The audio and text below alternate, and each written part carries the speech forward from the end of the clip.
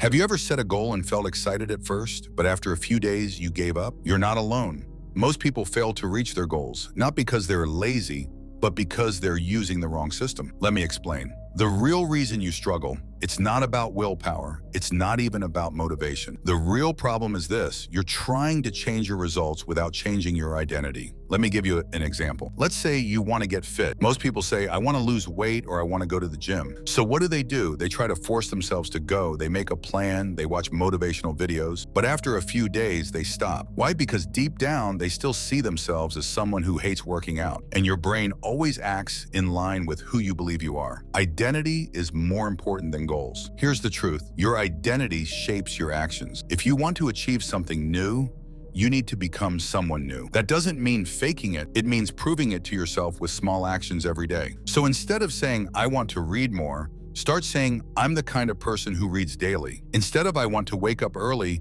say I'm someone who respects my time. This small shift from goal to identity changes everything. Behavior follows belief. Your habits don't change your life unless they change how you see yourself. So if you keep setting goals and failing, maybe it's not the goal that's wrong. Maybe it's your identity that needs upgrading. Start with small wins.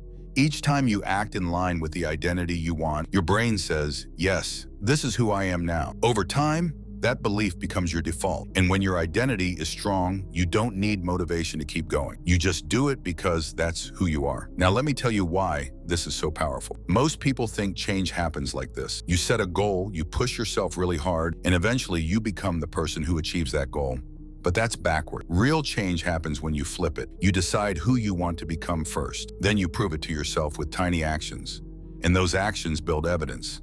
Evidence that you are that person. Every time you choose the salad over junk food, you're proving I'm someone who takes care of my body. Every time you open a book instead of scrolling, you're proving I'm someone who values learning. Every time you get out of bed when the alarm rings, you're proving I'm someone who keeps promises to myself. These small moments, they're not just habits, they're votes. Votes for the identity you want to build. And the more votes you cast, the stronger that identity becomes. Until one day you don't even think about it anymore. You just are that person. Here's where most people mess up.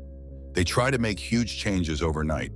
They say, I'm going to work out every day, read for 2 hours, wake up at 5 a.m., and completely transform my life starting tomorrow. And what happens?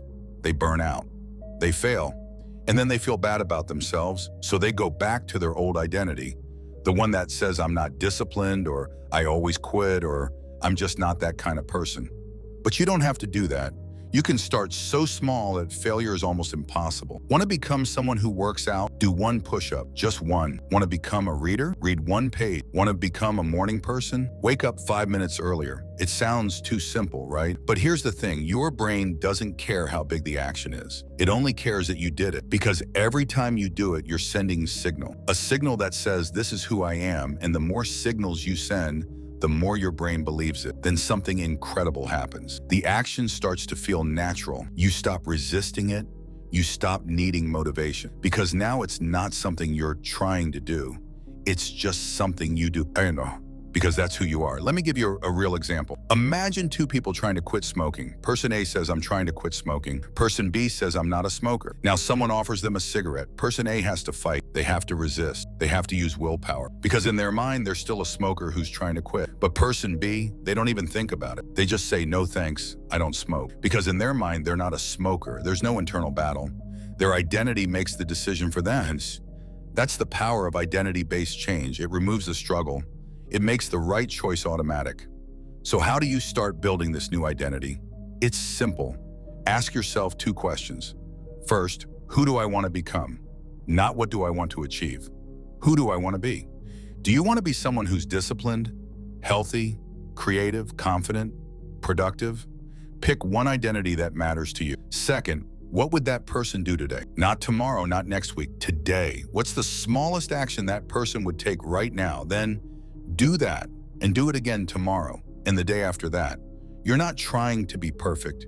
You're just trying to be consistent, because consistency is what builds identity. Every single action is a vote, and the person with the most votes wins. So stop focusing on the outcome. Stop obsessing over the goal. Start focusing on who you're becoming, because here's the truth. Goals are temporary, but identity is permanent. You can hit a goal and then lose it, But once you become someone, you stay that way. You don't just lose weight, you become someone who takes care of their body. You don't just read one book, you become someone who loves learning. You don't just wake up early once, you become someone who values their time. And when your identity changes, everything changes. Your decisions become easier. Your habits become automatic. Your life starts moving in the direction you actually want. Summary: achieving goals is hard if you focus only on the outcome, but it becomes much easier when you change how you see yourself. Don't ask, how can I reach this goal? Ask, who do I need to become to reach it? And what would that person do today? That one change. It's the difference between quitting after 3 days and changing your life forever. If this helped you see things differently, do this. Comment, I'm becoming the person who, and finish the sentence your way. And if you want more real psychology-based videos like this, hit subscribe because this is just the beginning.